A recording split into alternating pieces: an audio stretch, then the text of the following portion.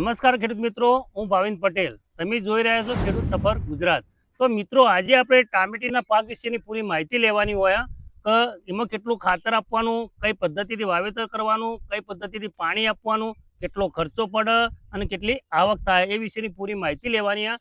તમે આ વિડીયો પૂરો જોજો કે જેથી કે તમને પૂરી માહિતી મળી શકે. અને તમે અમારી ચેનલની અંદર નવા હોય તો અમારી ચેનલને સબસ્ક્રાઈબ તો અવશ્ય કરી લેજો. તો મિત્રો, આપણે ખેડૂતનો પરિચય લઈએ. તમારો પરિચય અમારા ખેડૂત મિત્રોને આપો.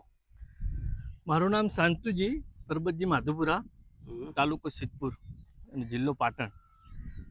તો સંતુભાઈ, હું તમને એમ કહેવા માંગુ કે તમે આ વાવેતર કર્યું ટામેટીનું, તો ટામેટી વાવવા માટે તમે ખેતરની તૈયારી કઈ રીતના કરી અને કેટલો ખર્ચો પડ્યો અને તમે પાયામાં કયા ખાતરો આપ્યા?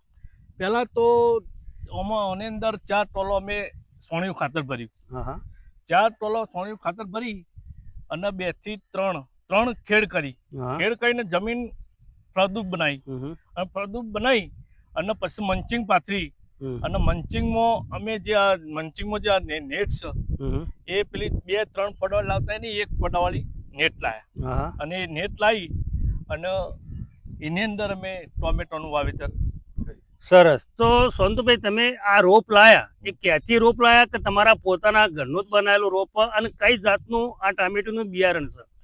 જો અમે ટામેટીનું રોપ તો ઘરનું બનાવેલું તો સજ નહીં, અમે વેચાતો રોપ લાવ્યા છીએ. બરાબર. આજે વેચાતો રોપ લાવી અને એ જે સટર ટોમેટી આવે એ નહીં, જે મંડપ બનાવવાની ટોમેટી આવે એ રે ટામેટી સારી. આનો મંડપ બનાવો પણ હાલ તૈયારી ચાલી જ રહી છે. મંડપ બનાવવા માટે જે બધો ખર્ચા ઘલોય છે. બરાબર. અને આજે અમે મંડપ બનાવી અને એને ચડાવવાની તૈયારી કરી રહ્યા છીએ. સરસ. તો તમારો આટલો બધો વિકાસ, તમે ટામેટી કેટલા મહિનાની આ વાવેત થઈ તમારે? આજે આ ટોમેટીને કોઈ લાંબો સમય થયો નથી, 1 મહિના જેવું થયું. 1 મહિનામાં આટલો વિકાસ કરાયો કે જે પાઉચનો જે નાનો ઓર્ગોનિક જે પાઉચ વાપરીએ અને એ પાઉચનો ખાતરો અમે ટોમેટીની અંદર આલ્યો. હોમિયોક એસિડ પણ અમે અંદર આલ્યો. બરાબર. એ પાઉચથી ટોમેટીનો વિકાસ પણ બહુ સારો થયો. અને એ વિકાસ અમે જોયું કે આટલો બધો વિકાસ છે તો પછી અમે આ તાત્કાલિક મંડપ બનાવવાની તૈયારી કરી. સરસ. તો આ ટામેટીમાં કયા કયા રોગો આવતા હોય સંતુભાઈ, એનો ઈલાજ શું હોય? એમ ટામેટીની અંદર રોગો તો જો એક તો પત્તું એનું નોર્મલ જે પત્તું છે એ બગડવું ના જોઈએ. એક પછી ટામેટું બેઠું એટલે એના ઈયળ ના પડવી જોઈએ. ઈયળની ખાસ ધ્યાન રાખવું પડે. જો ઈયળનું તમે ધ્યાન ના રાખો તો ટોમેટીનું વાવેતર સફળ થતું નહીં. તો એના માટે તમે કઈ દવાઓનો છંટકાવ કરતા હોય એ અમારા ખેડૂત મિત્રોને કહેશો? જો આજે ગણવા જઈએ તો જે દવાની વાત આવે ઓર્ગોનિક છે અને એના અંદર જે દવા છંટકાવ કરવામાં આવે અને છોટવી જ પડતી હોય છે. તો એવું નહીં કે ઓર્ગોનિક છે એટલે દવા નહીં છોટવાની, છોટવી પડતી હોય છે. કે રોગળ છે કે રોગળ આ જે દવાઓ જે બીજી મોનોકોટો જેવી તો હાલ તો ચાલતી નહીં, પણ રોગળ જેવી દવાઓ જે અમે છોટીને ઈયળ પર મારી શકીએ છીએ અને ઈયળનો દવા ફરજિયાત છોટવી પડતી હોય. તો સંતુભાઈ, હું તમને એમ કહેવા માંગુ કે તમે આ 1 વીઘા કે 1.25 વીઘાની અંદર ટામેટીનું વાવેતર કર્યું, તો આમાં ટોટલ ખર્ચો કેટલો પડી જતો હોય? બિયારણથી માંડી, ખાતર, પછીની મંડપનો ખર્ચો, એ બધો ખર્ચો ટોટલ કેટલો પડી જતો હોય? એમ ટોટલ ખર્ચો ગણવા જઈએ તો જે ટામેટીનો લાવવાનો અને મંડપનો ખર્ચો, આજે જે મંડપ વાળી ટોમેટી છે એટલે મંડપનો ખર્ચો વધુ પડે. બરોબર. એટલે માનો કે વીઘો ટોમેટી છે તો વીઘાની અંદર 30,000 થી 40,000 રૂપિયા ખર્ચો કરવો પડે. એટલે તમે વાંસ લગાવશો કે પાઇપ લગાવશો કે તાર ફેન્સિંગ કરશો અને સુતરી, એ બધાનો ખર્ચો 40,000 થી 45,000 આવી જતો હોય. અને બીજા દવાનો ખર્ચો, ટોટલી તમારી ખર્ચો તો જ્યારે દવા પી નાખશો, વેણવાની મજૂરી પણ થશે અને માલ તમે બજારમાં લઈ જશો એનો પણ ખર્ચો પડશે. એ કેટલો ખર્ચો પડતો હોય, એની સામે આવક કેટલી થતી હોય? આવક એટલે જો ટોમેટીના ભાવ ઉપર અસર કરતું હોય, 5 થી 10 રૂપિયા જો ભાવ મળતો હોય તો ખેડૂતને કોઈ તકલીફ થતી નહીં. 1 કિલો 5 રૂપિયા જાય તો પણ પોસાય? ટોમેટો 5 રૂપિયા પણ જાય ને તો ટામેટું પોસાય. પણ આજે ખેડૂતને એનાથી નેચું જાય તો પછી પોસાતું નહીં. પણ 10 રૂપિયા હોવું જોઈએ ટામેટું. 10 થી 15 કે 20 રૂપિયા જાય તો વળી સારું પોહાય. તો ટામેટાનો ઉતાર વધારે આવતો હોય હમ. અને એટલે વીઘા તમારા કેટલો ઉતારો આપતું હોય એમ ટામેટું અત્યારે? વીઘ ઉતાર આપ મોનો કે હો મણ વીઘો હોય તો 200-250 મણ જેવું ઉતાર આલે. 250 મણ જેવું ટોમેટું ઉતરે. અને હું શું કહેવા માંગુ સંતુભાઈ કે અરે કેટલા સમય સુધી ઉભો રહેતો પાક એમ? આરે પાક ઉભો રહે તો કોને 3 મહિના 3 મહિના કમ્પ્લીટ આરે પાક ઉભો રહે. અને આના ઉતારવામાં કેટલા દિવસે તમારે ઉતાર લેવાનું હોય અને ઉતારવાની સિસ્ટમ કઈ રીતના હોય એ અમારા ખેડૂત મિત્રોને કહેશો કે અમારા ખેડૂતો ઘણા નવા હોય કે જેને ટામેટાનું વાવેતર કરેલું જ હોતું નથી અને તમે ટામેટાનું વાવેતર કેટલા સમયથી કરો અને કઈ રીતના ઉતારવાનું અને કઈ રીતના એનું પેકિંગ કરી માર્કેટમાં મોકલવાનું એ વિશેની એમની માહિતી અમારા ખેડૂત મિત્રોને આપો.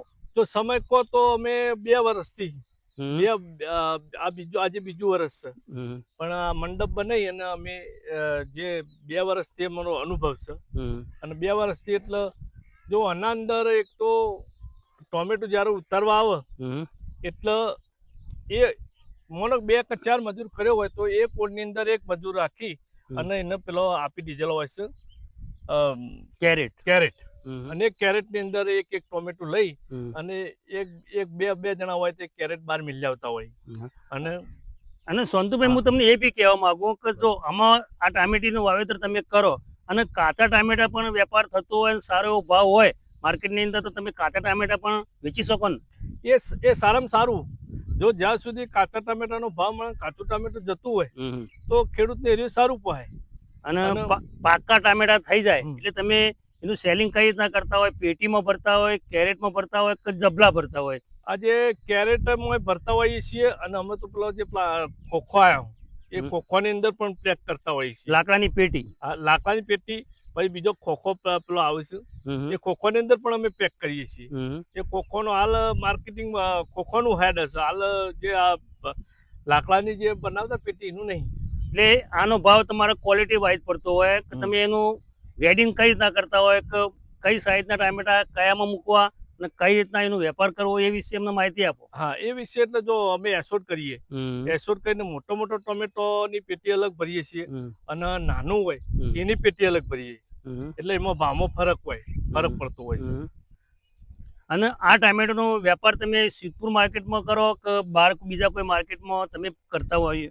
સિદ્ધપુર માર્કેટમાં જો ટોમેટો જાય જો ભાવ ના મળે તો પાટણ માર્કેટમાં પણ જવું પડે એવું બનતું કહે કે સિદ્ધપુરમાં ના ભાવ મળે તમે પાટણ માર્કેટ. એટલે હું સંતુભાઈ તમને એમ કહેવા માંગુ કે માર્કેટની અંદર આપણા ટામેટું ઘણી વાર 100 રૂપિયા કિલો બી થઈ જતું હોય અને 40 રૂપિયા બી કિલો થતું હોય અને 20 રૂપિયા બી કિલો મળતું હોય તો આ ટોમેટો તમારે કયા સમયે આવે વાવેલું હોય અને એનો ભાવ સારો મળતો હોય? એ તો વાવેતર ઉપર આધાર રાખે. માનો કે ના કીધું કે 40 રૂપિયા 50 રૂપિયા જતું હોય છે જો વાવેતર વધુ હોય તો ઓછા ભાવમાં જતો હોય અને આપણે માન્ય કે આ ભાવ વધારે મળશે ને આટલા ટાઈમમાં ભાવ તો એ વખત ટોમેટો વધારે હોય તોય ભાવ એનો એ જ મળતો હોય. આવું હોય કે ઉતાર ઉપર જતો હોય છે અને વાવેતર ઉપર જતું હોય છે વધુ. તો તમે અમારા ખેડૂત મિત્રોને એમ કહેશો કે આપણે કોઈ બી ખેતી કરતા હોઈએ કે શાકભાજીની કરતા હોઈએ મોસ્ટલી તો ભાવથી આપણી હિંમત હારી જવાની નહીં હોતી. કોઈક ટાઈમે ભાવ વધારે બી આવી જતો હોય કોઈક સમય ભાવ ઓછો બી આવતો હોય તો એના વિશે અમારા ખેડૂત મિત્રોને તમે કંઈક કહેશો? એ તો કિસ્મત આધીન છે બરોબર. માનો કે અમુક સમય એવો હોય કે તમને ભાવ ના મળતો હોય પાછળથી કદાચ ભાવ મળી ગયો તોય તમારો કમ્પ્લીટ પૈસા મળતા હોય. માનો 2 રૂપિયા 3 રૂપિયા ટોમેટો થઈ ગયું અને એના પછી માનો 10 કે 15 રૂપિયા થઈ ગયું અને એવો છેલ્લે માનો કે 25 પેટી વેચવાની હોય ને 20 રૂપિયા 25 રૂપિયા ટોમેટો થઈ જતું હોય એવો સમય બનતો હોય. તો અમારા ખેડૂત મિત્રોને એમ કહેશો કોઈ બી ખેડૂતો ટામેટીની ખેતી કરવા માંગતા હોય તો તમારો શું કહેવું હોય કે ભાઈ આ ટામેટીનું વાવેતર કરાય? ટામેટીનું વાવેતર કરાય પણ એ નહીં કે અમુક ખેડૂતો મહેનતમાં કાચા હોય બરોબર. આમાં આજે જુઓ કે કેટલા મજૂરો કામ કરતા હોય. આમાં આજે મંડપનું ગોઠવણી ચાલુ છે પછી એની દવાની પણ એ વખત ટ્રીટમેન્ટ થયા જશે એટલે જો મહેનત કરવી હોય સારી મહેનત કરવી હોય તો ટામેટી વવાય. પછી મહેનતનું કાચું રહીને પછી ખળમાં કરી નાખવાનું પછી એનું કોઈ ટ્રીટમેન્ટ ના હોય તો પછી એ કોઈ નકામું છે પછી વવાય જ નહીં. તો ખેડૂત મિત્રો જો આપણા સંતુભાઈ એવી સલાહ આપી કે કોઈ બી શાકભાજીની ખેતી કરતા હોઈએ તો ભાવ તો વધઘટ રહેવાનો હોય અને આપણા નસીબમાં હશે તો ઘણા ટાઈમે 100 રૂપિયા કિલો બી ટામેટા મળી જતા હોય અને 5 રૂપિયા બી કિલો ટામેટા મળતા હોય. તો એ રીતે આપણે વાવેતર કરવાનું કે કયા સમયે કેટલો ભાવ મળશે અને કઈ રીતે આપણે ઉતારવાની સિસ્ટમ હોય એ આપણે સંતોષભાઈ સરસ રીતે આપણે સમજાવ્યું કે આ રીતે તમે ટામેટાનું વાવેતર કરશો, આ રીતે એનો ઉતાર કરશો તો સારી આવક મળી શકશે. અને તમે તો ખેડૂત મિત્રો તમે પણ જુઓ ટામેટાનું વાવેતર કરવા માગતા હોય તો સંતુભાઈ આપણે જે પ્રમાણે સમજાયા એ પ્રમાણે તમે પણ ટામેટાનું વાવેતર કરી શકો અને સારી એવી કમાણી કરી શકો. તો જો ખેડૂત મિત્રો તમને અમારો વિડીયો ગમ્યો હોય તો બીજા ખેડૂતો સુધી પણ પહોંચાડજો અને આવા અવનવા વિડીયો જોવા માટે અમારી ચેનલને સબસ્ક્રાઈબ તો અવશ્ય કરી લેજો. જય જવાન, જય કિસાન.